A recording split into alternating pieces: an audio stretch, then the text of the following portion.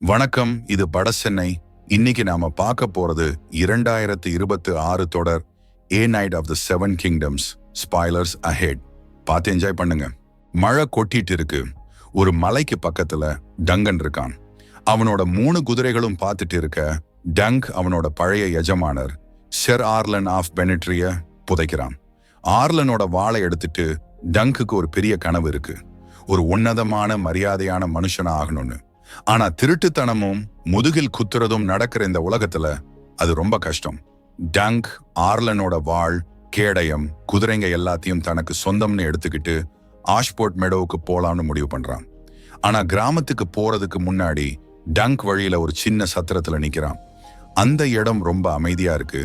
அங்க இருக்கிற மதுக்கடையில ரொம்ப கம்மியான ஆளுங்க தான் இருக்காங்க. நிறைய பேர் பக்கத்துல நடக்கிற போட்டிக்கு போயிருக்காங்க. அங்க நிறைய வீரர்கள் போட்டிக்கு தயாரா இருக்கிறாங்க. இந்த அமைதியான சத்திரத்துல ஒரே ஒரு ஆள் மட்டும்தான் இருக்கான். அவன் ஒரு டார்கேரியன் டிராகன் அச்சிட்ட காசை கொடுத்துட்டு அவனோட அறைக்கு போறான். டங்க் அந்த ஆஷ்போர்ட் பயணத்துக்கு தயாராகிறான். அவனோட குதிரைகள்ல ஒண்ணுல தண்டர் மேல ஒரு பையன் ஏறி இருக்கிறத பார்த்துட்டு டங்க் அவனை கண்டிக்கிறான். உடனே அந்த பையன் டங்குக்கு சீடனா இருக்கலாமான்னு கேட்கிறான். டங்க் தன்னோட ஆசைகளை பத்தி பேசுறான். அவனுக்கு சீடன் எல்லாம் தேவையில்லைன்னு சொல்றான். அப்புறம் அங்கிருந்து கிளம்பிடுறான். ஆஷ்போர்ட்ல டங்க் கேம்ஸ் மாஸ்டர் பிளம்பர் கிட்ட பேசுறான். ஷெர் ஆர்லன் தன்னை ஒரு வீரனா இருக்க அனுமதிச்சதா ஒரு கதை சொல்றான். ஆனா ஆர்லன் அப்படி சொல்லவில்லை. அவனுக்கு சாட்சி சொல்ல யாருமே இல்லாததால அது வேலைக்கு ஆகாது. ஆனா டங்க் எப்படியோ ஒரு வீரனானாலும் தோக்குற அபாயமும் இருக்கு. ஒருவேளை டங்க் தோத்துட்டா அவனோட ஆயுதங்கள், கவசம், குதிரை எல்லாத்தையும் வெற்றி பெற்றவர்கிட்ட ஒப்படைக்கணும். அப்படி நடந்தா அதை திரும்ப வாங்க அவன்கிட்ட காசு கூட இல்லை. இப்போதைக்கு அவனோட புது பெருமைக்கு சாட்சி சொல்ல யாருமே இல்லாததால டங்க் டோர்னமெண்ட்ல வேற யாரையாவது கண்டுபிடிக்கணும். முக்கியமா ஷெர் மேன்ஃப்ரெட் டோண்டாரியன். ஆர்லன் முன்னாடி இவரோட அப்பாவுக்காக சண்டையிட்டு இருக்காரு. அதனால மேன்ஃப்ரெட் தனக்கு டோர்னமெண்ட்ல சேர உதவுவாருன்னு டங்க் நம்புறான். ஷெர் மேன்ஃப்ரெட் தூங்கிட்டு இருந்ததால இப்போ அவரை சந்திக்க முடியாம டங்க் அங்கிருந்து குதிரைகள் கிட்ட முணுமுணுத்துக்கிட்டே நடந்து போறான்.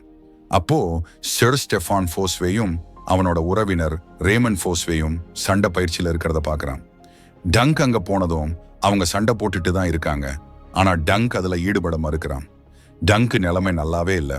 ரேமன் ஃபோஸ்வே ஸ்டெஃபனோட சண்டை போட சொல்லி முன்னாடி அழுத்தம் கொடுத்ததுக்காக மன்னிப்பு கேட்டு ஹவுஸ் பராத்தியன் டென்ட்ல நடக்கிற பார்ட்டிக்கு கூப்பிடுறான்.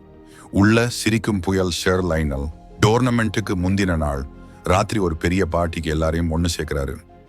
டங்க் 7 அடி உயரம் இருந்ததால கூட்டத்துல தனிச்சு தெரியறான். ஷெர் லைனல் தனக்கு ஏதாவது கிஃப்ட் வாங்கிட்டு வந்தியான்னு கேட்கிறாரு. ஆனா டங்க் இல்லைன்னு சொல்றான். தான் சாப்பாடு சாப்பிட வந்ததா சொன்னதும் ஷெர் லைனல் சிரிச்சிட்டு எல்லாரும் குடிக்கவும் டான்ஸ் ஆடவும் ஆரம்பிக்கிறாங்க. குடி போதை அவங்க புது நட்பை இன்னும் பலப்படுத்துது. டங்க் நிச்சயம் ஜெயிக்க மாட்டான்னு ஷெர் லைனல் ஒரு கட்டத்துல சொல்றாரு. பார்ட்டி முடிஞ்சதும் டங்க் கடைசியா மேன்ஃப்ரெட் டோண்டாரியனை பார்க்கறான். அவர் ஒவ்வொரு கையிலும் ஒரு பொண்ணோட இருக்காரு. டங்கோட கவலைகளை காது கொடுத்து கேட்காம ஆர்லன் ஆஃப் பெனிட்ரிய தனக்கு ஞாபகம் இல்லைன்னு சொல்றாரு. அந்த ராத்திரி மனம் உடைஞ்சு போன டங்க் கேம்புக்கு திரும்பி வரான். அங்க அந்த பையன் இருக்கான். அந்த பையன் ஒரு ஆட்டு வண்டியோட பின்னாடி ஏறி வந்திருக்கான். டங்குக்கு தீ மூட்டி அவனோட துணிகளை துவைச்சு உதவி செஞ்சிருக்கான்.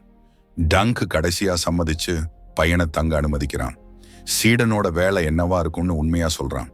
அவனை பட்டினி போட மாட்டேன்னு வாக்குறுதி கொடுக்கறான். அந்த பையன் தன்னோட பேரு எக்னு சொல்றான். 2 பேரும் நட்சத்திரங்களுக்கு கீழே படுத்து கிடக்கும் போது எக் வானத்துல பறந்து போற ஒரு வால்மீனை பத்தி சொல்றான். அது நல்ல அதிர்ஷ்டத்தை கொண்டு வரும்னு விளக்குறான். டங்க் ஷெர் ஆர்லன் ஆஃப் பெனிட்ரியோட வாழ்க்கையை பத்தி சொல்றான். அவங்க 2 பேரும் எப்படி ஒன்னா பயணம் செஞ்சாங்க, ஆர்லன் எப்படி எந்த ஆசையும் இல்லாம ஒரு விடாப்பிடியான போராளியா இருந்தாருங்கிறத பத்தி. டங்க் இந்த கதைய லியோ லாங்டன் டைரல் கிட்ட சொல்றான். ஆனா அவருக்கும் ஷெர் ஆர்லனை ஞாபகம் இல்லை. யாராவது ஒருத்தராவது அந்த மனுஷனை ஞாபகம் வச்சிருப்பாங்கன்னு டங்க் நம்புறான். மைதானத்துல டார்கேரியன் பேனர்கள் ஆஷ்போர்ட் மெடோவுக்குள்ள ஊர்வலமா வரதை பார்த்து எக் திரும்ப கேம்புக்கு போறான். டங்க் இன்னும் பக்கத்துல போய் பார்க்கறான். அங்க அயர்ன் த்ரோனுக்கு வாரிசான பெய்லோர் டார்கேரியன் ரொம்ப அன்பா வரவேற்கப்படுறாரு. ஆனா அங்க இருந்த ஒருத்தன் ஏரியன் டார்கேரியன் டங்க ஒரு குதிரை பராமரிப்பாளர் இல்ல, ஒரு சர்வர்னு தப்பா நினைச்சுக்கிறான்.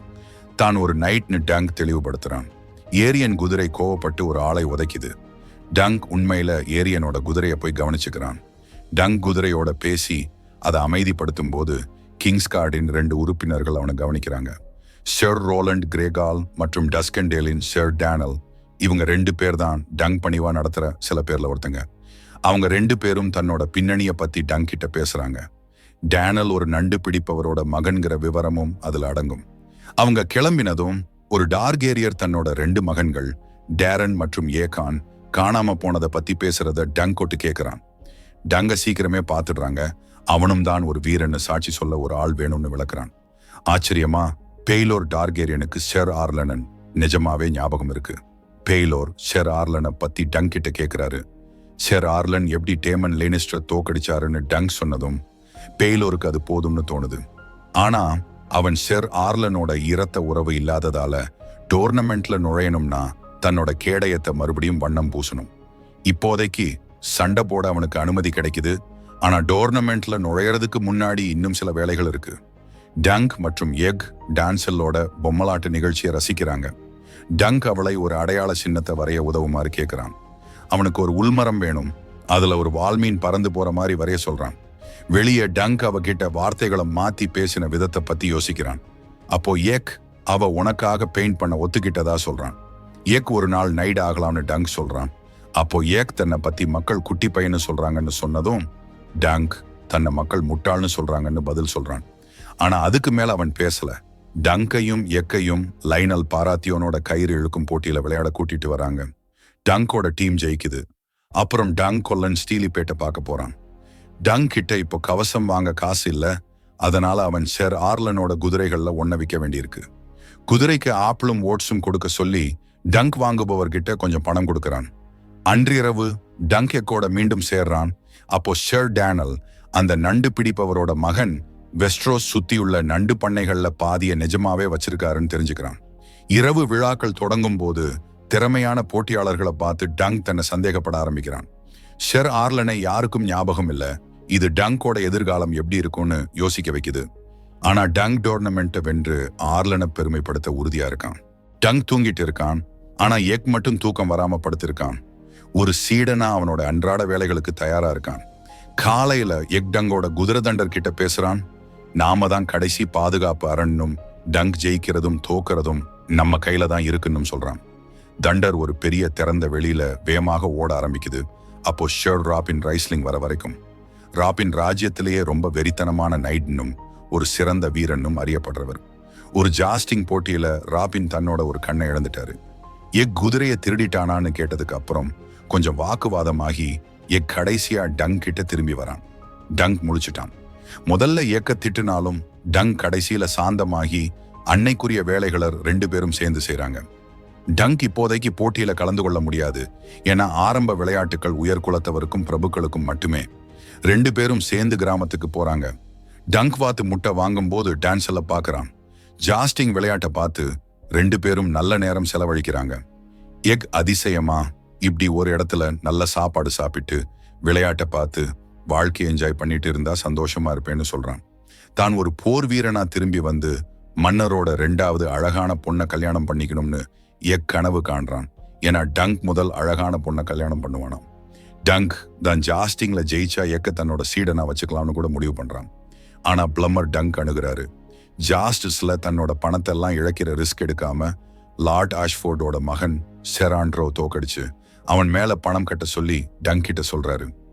டங்க் ஜெயிச்சா அவனுக்கு கொஞ்சம் பணம் கிடைக்கும். டங்க் ஒரு மரியாதையான ஆள். இந்த யோசனையால அவனுக்கு கொஞ்சம் சங்கடமா இருக்கு. ஆனா யோசிச்சு சொல்றேன்னு சொல்றான். பிரின்சேரியன் டார்கேரியன் மைதானத்துக்கு போகும்போது ஷெர் ஹம்ப்ரே ஹார்டிங் தன்னோட எதிராளியா தேர்ந்தெடுக்கிறான். இது சுத்தமா பொருந்தாத ஒரு போட்டி. ஹம்ப்ரே தோக்கடிக்கப்படுறது மட்டுமல்லாம குதிரை குத்தப்பட்டு கடைசியில அந்த ஆளோட கால் மேல விழுந்துடுது. ஏரியன் தன் வெற்றியை கொண்டாடுறான். ஆனா கூட்டத்துக்கு ரொம்ப கோபம். இப்படி ஒரு அவமரியாதையான வழியில ஜெயிச்சது யாருக்கும் பிடிக்கல. அவங்க ஏரியன் மேல கற்களவை வீச ஆரம்பிக்கிறாங்க. கடைசியில கிங்ஸ் கார்ட் வந்து அவங்கள தடுத்து நிறுத்த வேண்டியதாச்சு. இந்த காட்சியேக்கு பாக்குறதுக்கு ரொம்ப கஷ்டமா இருந்துச்சு. ஆனா டங்க் அவனை தேத்தறான். நீ வலிமையா இருக்கணும். எனக்கும் இப்படி நிலைமை மோசமானா எனக்கு உன்னோட உதவி தேவைப்படலாம்னு சொல்றான். அன்னைக்கு ராத்திரி ஏரியன் பொம்மலாட்ட நிகழ்ச்சிக்கு போறான். அங்க டான்சலோட கதையில ஒரு டிராகன் கொல்லப்படுறத பாக்குறான். இத தன்னோட குடும்பத்துக்கு எதிரான அவமரியாதையா ஏரியன் நினைக்கிறான். உடனே டான்சல தாக்க ஆரம்பிச்சு அவளோட விரலை உடைக்கிறான். எக் டங்க கூப்பிட ஓடுறான். டங்க் அங்க வந்து இதை பார்க்கிறான். அவன் ஏரியனை பிடிச்சு தரையில தள்ளி அவன் முகத்துல ஒரு அடி கொடுக்கறான். பாதுகாவலர்கள் உடனே டங்கை பிடிச்சு வைக்கிறாங்க. ஏரியன் டான்ஸல்ல ஒரு துரோகின்னு சொல்றான். டங்க் அவளுக்காக தன்னோட லைஃபை தொலைக்கணுமான்னு கேட்கிறான். தன்னோட ஒரு பல் தளர்ந்து போனதுனால டங்கும் அதே நிலைமையை எதிர்கொள்ள போறதா சொல்றான். ஏக் அங்க வந்து இதை நிறுத்த சொல்லி கத்துறான். டங்க் அவனை ஓடி போய் தன்னை காப்பாத்திக்க சொல்றான். அப்போ ஏக் தான் ஏரியனோட தம்பி மற்றும் அயர்ன் த்ரோனுக்கு ஒரு இளவரசன் ஏகான் டார்கேரியன் சொல்றான். ஏரியன் கூட நடந்த சண்டைக்கு அப்புறம் டங்க் சிறையில இருக்கான். ஏக் அவனுக்கு சாப்பாடு எடுத்துட்டு வரான். ஆனா டங்க் ஏக் பொய் சொன்னதுனால கோவமா இருக்கான். டோர்னமெண்ட் முடியற வரைக்கும் அவன் அண்ணன் டேரன் கூட ஒரு விடுதியில ஒளிஞ்சிருந்ததா ஏக் சொல்றான். ஆனா டங்க் ஏக் பொய் சொன்னதை பத்தி தான் அதிகமா வருத்தப்படுறான். அவன் மேல ஏமாற்றம் அடையறான். இது எக்க ரொம்பவே சோகமாக்குது. அவன் கண்ணுல தண்ணியோட மன்னிப்பு கேட்கிறான். அப்புறம் டங்க பேலோர் டார்கேரியனை சந்திக்க கூப்பிடுறாங்க. டங்க் அந்த பெரிய பிரபு முன்னாடி முழங்கால் போட்டு நிக்கிறப்ப எக்கும் கூடவே இருக்கான். பேலோர் டங்குக்கு ஒரு ட்ரிங்க் ஊத்த சொல்றாரு. அப்ப டங்க் எக்க நல்ல பையனும் சிறந்த சீடனும் சொல்றான். ஏரியன் செத்துட்டா நல்லா இருந்திருக்கும்னு எக் நினைக்கிறான். எக் கிளம்புனதும் எக்கோட இன்னொரு அண்ணனான டேரன் ஆஷ்ஃபோர்டுக்கு திரும்பிட்டதாவும் ஒரு உயரமான நைட் எக்க கடத்திட்டதா ஒரு கதை கட்டி விட்டதாவும் பேலோர் சொல்றாரு. அதே நேரம் ஏரியன் தனக்கு நடந்த தாக்குதலை ஹவுஸ் டார்கேரியன் மேல நடந்த தாக்குதலா சொல்றான். துரதிருஷ்டவசமா 2 டார்கேரியன் சகோதரர்களும் டங்க குறி வைக்கிறாங்க. ஆனா பேலோர் இதுக்கு ஒரு வழி இருக்குன்னு சொல்றாரு. டங்க் ஒரு நைட்டுங்கிறதுனால அவன் ஒரு ட்ரையல் பை காம்பேட் கேட்கலாம். அது எந்த ஒரு நைட்டுக்கும் உள்ள உரிமை. இந்த முன்மொழிவு அவனை அந்த 2 டார்கேரியன் சகோதரர்கள் முன்னாடி கொண்டு வந்து நிறுத்துது. ஆனா ஏரியன் இதை சுத்தமா மறுத்துடுறான். அதுக்கு பதிலா அவன் ஒரு ட்ரையல் ஆஃப் 7 கேட்கிறான். இதுவும் ஒரு வகையான ட்ரையல் பை காம்பேட் தான். ஆனா இது ரொம்ப பழமையானது. நிறைய பேருக்கு இதை பத்தி தெரியாது. விடியறதுக்குள்ள டங்க் தன்னோட கூட சண்டை போடுறதுக்கு இன்னும் 6 நைட்ஸை கண்டுபிடிக்கணும். அப்படி அவனால முடியலன்னா ஏரியன் சொல்றபடி அவன் குற்றவாளின்னு ஆகிடும். வெளியே சுத்திட்டு இருக்கும்போது ரேமன் ஃபோஸ்வேட் அங்க உள்ள கூட்டிட்டு வந்து சாப்பாடு கொடுக்கறான். அங்க அவனோட உறவினர் ஸ்டெஃபான் டங்கோட நிலைமையை கேட்டுட்டு அவன் கூட சண்டை போட சம்மதிக்கிறான். அவனும் மற்ற நைட்ஸ்களையும் கூட்டிட்டு வரதா சொல்றான். ஸ்டெஃபான் தன்னோட மரியாதையையும் விசுவாசத்தையும் காட்டுற விதமா டங்கச்சாக விட மாட்டேன்னு சத்தியம் பண்றான். எக்கங்க வரும்போது டேரனும் கூடவே இருக்கான். டங்க் உடனே டேரனோட கழுத்துல கத்திய வச்சு அவனை கொன்னுடுவேன்னு மிரட்டுறான். ஆனா ஏக்க அவனை சமாதானப்படுத்தி நிறுத்துறான். டேரனுக்கு உண்மையிலேயே சண்டை போட விருப்பம் இல்ல. சும்மா ஒரு அடிபட்டதுமே மயங்கி விழுந்துடுறதா கூட சொல்றான். துரதிருஷ்டவசமா ஏரியன் கிங்ஸ்கார்ட்ல இருக்கிற சிறந்த நைட்ஸோட சேர்ந்து சண்டை போட போறான். ஏக்குக்கு ஏரியன் மேல பயங்கர வெறுப்பு. ஏன்னா ஒரு முறை ஏரியன் அவனோட கால்களுக்கு நடுவுல கத்திய வச்சு மிரட்டி அவனோட தம்பிய தங்கச்சியா மாத்திடுவேன்னு சொன்னானாம். ஏரியன் கொஞ்சம் பைத்தியக்காரத்தனமாவும் இருக்கான். தன்னை ஒரு மனித உருவுல இருக்கிற டிராகன்னு நம்புறான். டென்ட்டுக்கு வெளியே டேரன் ஒரு தீய சுத்தி விழுந்த டிராகனோட கடந்த காலத்துல டங்க பத்தி கனவுகள் கண்டதா சொல்றான். டங்க் உயிரோட இருக்கான். ஆனா டிராகன் செத்து போச்சு. அவன் பொய் சொன்னதுக்காக வருத்தப்படுறான். அதுக்கு டங்க் கிட்ட மன்னிப்பு கேட்கிறான். டங்க் தொடர்ந்து அலைந்து திரியும் போது அவன் ஸ்டீலிபேட்டை சந்திக்கிறான். அவர் டான்சல் தன்னோட புதுசா வர்ணம் பூசப்பட்ட கேடயத்தை கொல்லன் வண்டியில விட்டுட்டு போனதா சொல்றாரு. டங்க் கேடயத்தை பார்த்துட்டு தன்னோட வாய்ப்புகளை பத்தி யோசிக்கிறான்.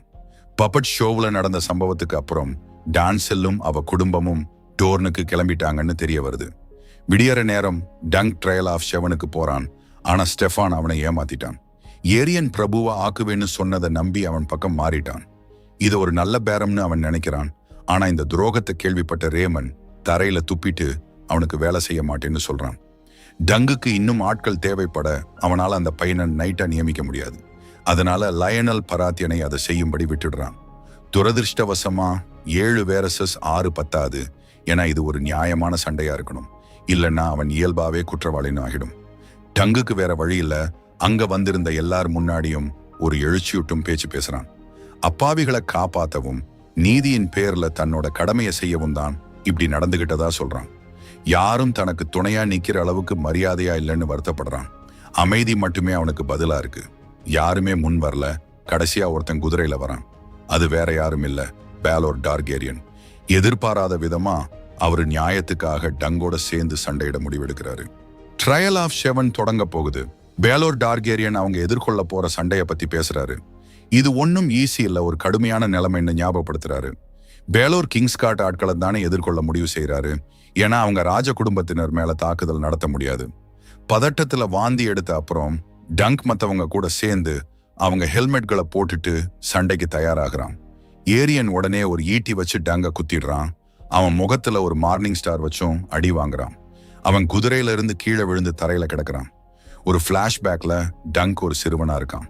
போருக்கு அப்புறம் அவன் தோழி ரேஃப் கூட சண்டை நடந்த இடத்துல கொள்ளையடிக்க பொருட்களை தேடுறான். அவங்க ஃபிளிப் ஆட்டம்ல வாழவே முடியாத ஒரு இடத்துல வாழ்ந்துட்டே இருக்கிறாங்க. அவங்க நகரத்துக்கு திரும்பி வரும்போது ரேஃப் மற்றும் டங்காலஸ்டர்ன்ற கொடூரமான சிட்டி வாட்ச் உறுப்பினர் மறிக்கிறான். அவன் ஒரு சந்தர்ப்பவாதி. அவங்க பையில என்ன இருக்குன்னு கேள்வி கேட்கிறான். ஒரு சத்தத்தால அவன் கவனச்சிதறல் அடையிறப்ப ரேஃப் அவன் கிட்ட இருந்து ஒரு ஏல் ஸ்கின்னை திருட முடிவு செய்யறான். இங்க டங்கோட வாழ்க்கை நிலைமை ரொம்ப இருட்டடிச்ச மாதிரி இருக்கு.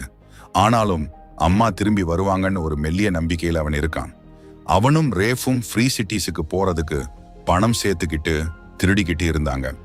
போதுமான அளவு காசை சேர்த்த பிறகும் பிளாக் டிராகனுக்கு எதிரான போர் முடிஞ்சதுனாலையும் கிங்ஸ் லேண்டிங்ல இருந்து ஆட்களை ஏத்திட்டு போற படகு பயண கட்டணம் அதிகரிச்சதுனாலையும் விலைகள் 2 மடங்காயிடுச்சு. இப்போதைக்கு அவங்களால எங்கேயும் போக முடியாது. இங்கதான் ஆலஸ்டர் திரும்பி வந்து அவனோட திருட்டு ஏல் ஸ்கின்னை திருப்பி தர சொல்லி கேட்கிறான்.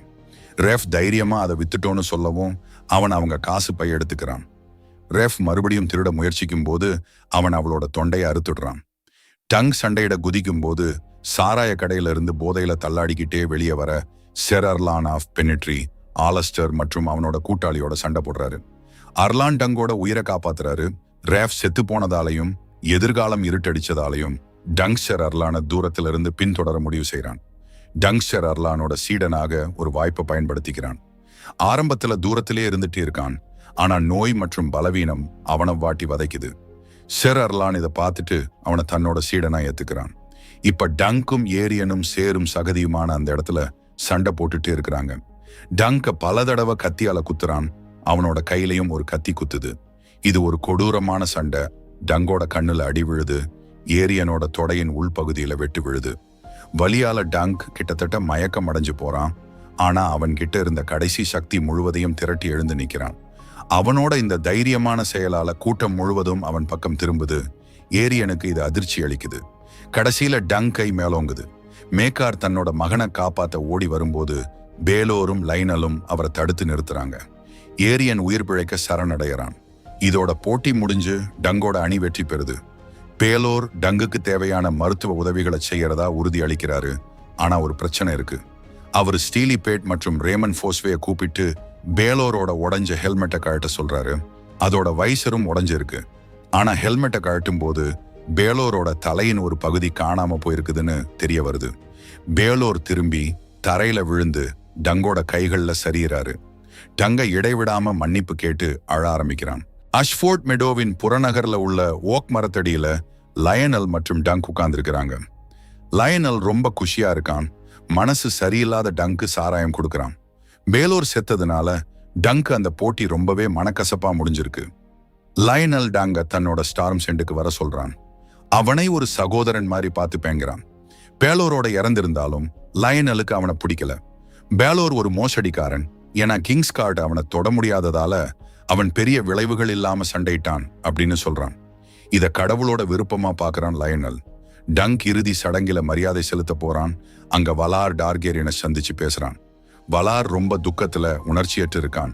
ஏன்னா அவன் அப்பா செத்தப்போ அவனோட கவசத்தை அணிந்திருந்தாரு. பேலோர் பெரிய விஷயங்களுக்காக பிறந்தவரு.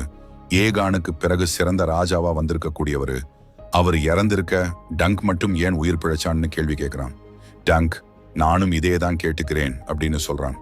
அஷ்ஃபோர்ட் மெடோவில் டங்க் இன்னும் பேலோர் மரணத்துக்கு தன்னையே குறை சொல்லிக்கிட்டே இருக்கான். ரேமன் அவனை ஒரு வில்லனாவோ இல்ல குற்றவாளியாவோ பார்க்கலன்னு சொல்றான். ஏன் அவன் நண்பனை கட்டி பிடிச்சு ஆறுதல் கூட சொல்றான். இந்த அழகான தருணம் பிரின்ஸ் மேக்கார் டங் அவரை சந்திக்க வர சொல்லும் போது இடையிலேயே நின்னு போகுது. ஏரியன் கிழக்கு பகுதிக்கு அனுப்பப்படுறான். அங்க ஃப்ரீ சிட்டிஸ்ல சில வருஷம் இருந்து நல்லவனா மாறி வரட்டும்னு. போர்க்களத்துல பேலோரை கொன்ன அடிமேக்காரோடது தான். அவரும் குற்ற உணர்ச்சியால கஷ்டப்படுறாரு. ஆனா பேலோர் டங்காக சண்டை போட்டதும் அவன் செஞ்ச காரியங்களால தான் அந்த ஆபத்து வந்ததும் அவருக்கு பிடிக்கல. டங்க் கிட்ட சீடனா இருக்கணும்னு ஆசைப்படுறான். வேற யார்கிட்டயும் இருக்க மாட்டேங்கிறான். மேக்கார் சம்மர் ஹாலில அவங்களுக்கு ஒரு இடம் இருக்குன்னு முடிவு பண்ணிட்டாரு. டங்க் மேக்காருக்கு விசுவாசமா இருக்கணும். அப்புறம் ஏகான் டங்க் கிட்ட சீடனா இருப்பான். டங்க் அவனுக்கு பயிற்சி கொடுக்கும் போது மேக்காரோட மாஸ்டர் அட் ஆர்ம்ஸ் டங்கோட பயிற்சியை முடிச்சு வைப்பாரு. டங்க் இந்த வாய்ப்பை மறுத்து இளவரசர்களோட சகவாசம் போதும்னு முடிவு செய்யறான். அன்னைக்கு மத்தியானம் டங்க் இயக்க சீடனா வச்சுக்க சொல்றான் டேரன். டங்க் இதை செய்யலைன்னா டார்கேரியன் குடும்பம் அவங்க இளசுகளுக்கு நஞ்சூட்டி அவங்கள கசப்பாவும் வக்ரமாவும் மாத்திடும்னு மறைமுகமா சொல்றான். ஏக் ஒரு கத்தியோட ஏரியனோட ரூமுக்கு போறான். பிரின்ஸ் மேக்கார் அங்கிருந்து இதை பார்த்துட்டு இருக்காரு. ஏக்கோட கன்னத்துல கண்ணீர் வழியுது. மேக்கார் அவனை கட்டி பிடிக்கிறாரு. அப்போ அவன் கத்திய கீழே போட்டுடுறான். டங் திரும்பி வந்து கடைசியில ஏக்க சீடனா ஏத்துக்க முடிவு பண்றான். சம்மர் ஹில்லுக்கு அவனை கூட்டிட்டு போக விரும்பாம 2 பேரும் சேர்ந்து பயணிக்கலாம்னு சொல்றான்.